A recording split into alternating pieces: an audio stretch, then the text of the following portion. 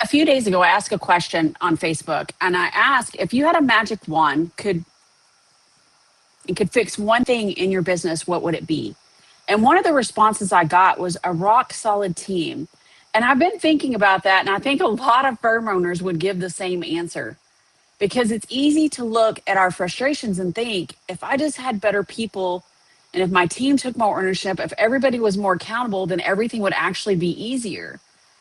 And I was working on my book that I've been writing recently, and I found myself reflecting on something that took me years to learn because I thought that the work was the problem, or the team, or the clients, or the workload. But eventually I realized something extremely uncomfortable. And many of the things creating stress in my business was actually not sitting on my desk.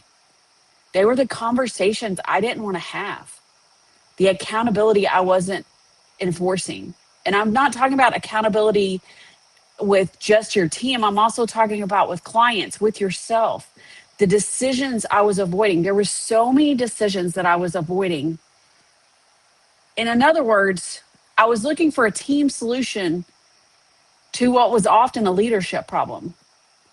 Now, before you get defensive on me, I'm not saying bad employees don't exist, because they absolutely do.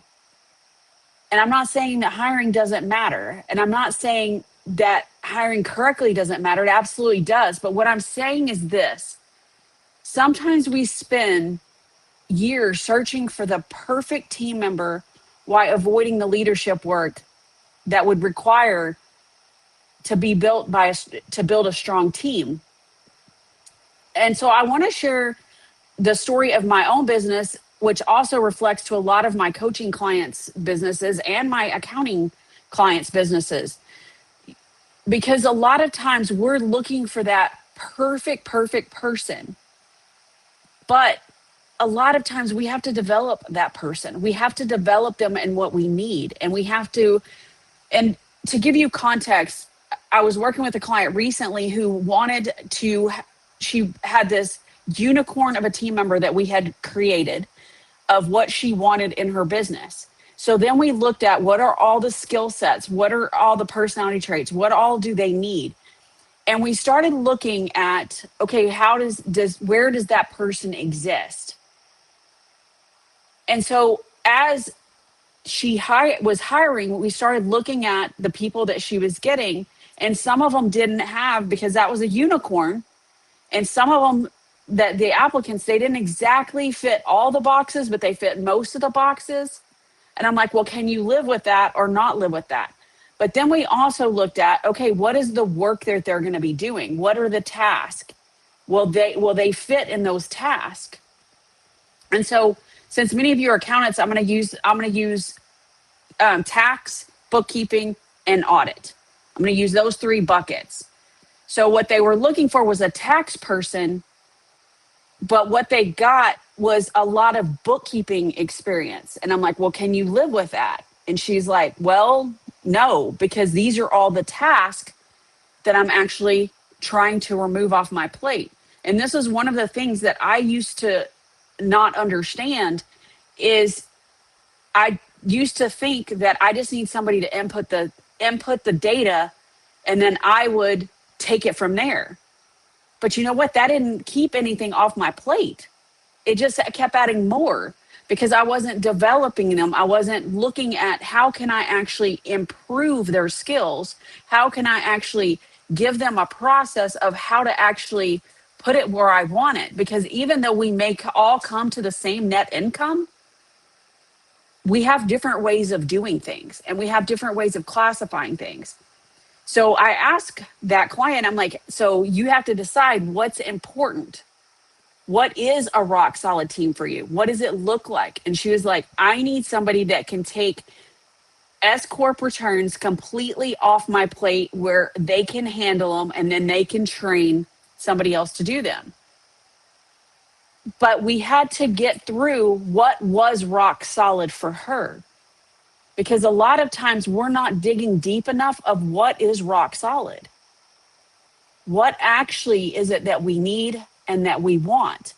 And then as we dug further in this, we started talking about, well, I need somebody that can do accounting cleanups. Like I get a lot of accounting records that are an absolute disaster that come to me, and then I have to make them make sense for a tax return. And I'm like, that's a whole different skill set than somebody that can just do S corp returns. So you see, as for a rock solid team, there's multiple pieces that are being built in here, but you have to get clear, what does rock solid mean for you? Because every one of you, it's different. Every single person, it's different. And so, and then another piece of this is we have to look at accountability. So just this week on one of our coaching calls, I was talking with my clients that are looking for hiring, and we started talking about, okay, what are some of the tell signs? Like if you're hiring for tax, how can you tell if they have enough experience in tax for what you're looking for? What does that rock solid team member look like? How can you tell if they have enough? So we went through and we started talking about different questions that they could ask to get that. We started looking at different bookkeeping questions that they could ask to find out if that was the right person. Same with payroll. So you see, when you start merging together a group of people in a team, you're looking for people's strengths. But then sometimes you can't find that unicorn at a price that you can afford. So you're going to have to actually, and you're going to have to invest in them to give them the skills. So by rock solid team, I want you to think about, that's one thing I would love to hear. What does rock solid team look like for you? Because for every person, it's different. And so I've been thinking a lot about this since we posted that, and trying to think about, okay, what does rock solid team mean? And it means something different for every person. So I would love to know, what is the thing standing between you and a rock solid team? Is it something you've been avoiding? Is it even figuring out what that rock solid team means? Because a lot of people don't know what it is. They just know they need a body. And then we hire for a body. But it doesn't actually move the needle. And we wonder why. Why doesn't it move the needle? Because when it doesn't move the needle, we get irritated and frustrated. And then we don't actually follow through. We go back to the work, doing the work ourselves. And that's when we tell ourselves, it's just faster if I do it myself. But all the time we're sitting here thinking, I wish my team would take ownership. You see how this is like a catch-22? So what is rock solid team for you? What is that ideal unicorn look like for you? Drop that in the comments below. Hope this was helpful. Have a great rest of your day.